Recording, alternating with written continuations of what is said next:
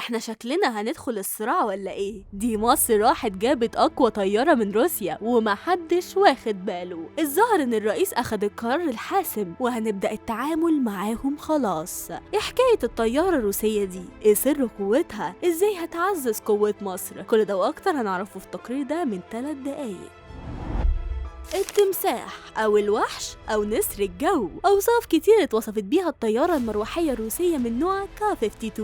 كل الأوصاف دي بتليق بالطيارة اللي تعتبر فخر الصناعة العسكرية الروسية. مواصفاتها الفنية والقتالية ما تقلش عن مروحية AH-64 اللي هي الأباتشي الأمريكية، إن ما كانتش بتتفوق عليها في نوع التدريع الضخم وتنوعه والتفوق في إمكانيات الاشتباك مع الأهداف الجوية، وده غير الانفراد بالقدرة على قيادة القوات أو توجيه مجموعة من المروحيات. كمان في السرعة ومدى الطيران والتحليق وحماية الطاقم بفضل المقاعد القابلة للقذف، ودي كلها أمور مش موجودة في الأباتشي. كل الصفات الجبارة دي خلت شراء مصر للطيارة دي تعمل انقلاب في الموازين العسكرية للمنطقة، لأن بالشكل ده مصر عندها قوة جبارة محدش يقدر يواجهها حتى ولاد العم. وده اللي خلى ناس كتير يأكدوا إن مصر اشترتها عشان بتستعد للمواجهة معاهم وتحط حد للي بيعملوه في المنطقة. ومن مزايا الطيارة دي كمان إن جسمها مصمم بحيث يحتمل اشتباك المعدات العسكرية الخفيفة، ده غير إن النسخة المعدلة منها قادرة تشتغل وتتحط على حاملة الطائرات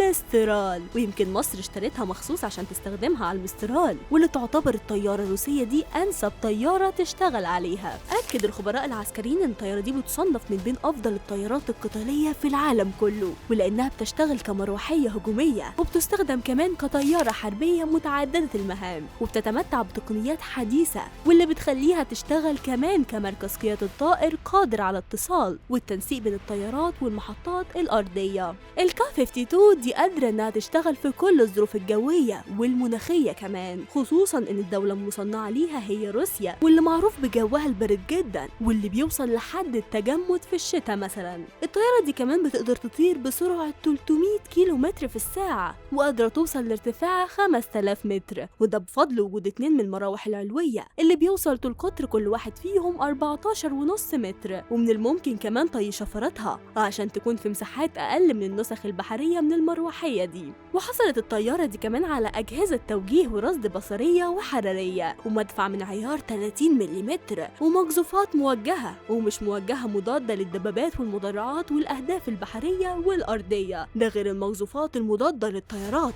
كمان من الممكن تثبيت أنواع مختلفة من المقذوفات والمعدات العسكرية على الطيارات دي بفضل جناحاتها المزودة ب6 نقط مخصصة للموضوع ده. فهل بقى تفتكر إيه الأسباب اللي خلت مصر تشتري التمساح ده؟ اكتب لنا في التعليقات.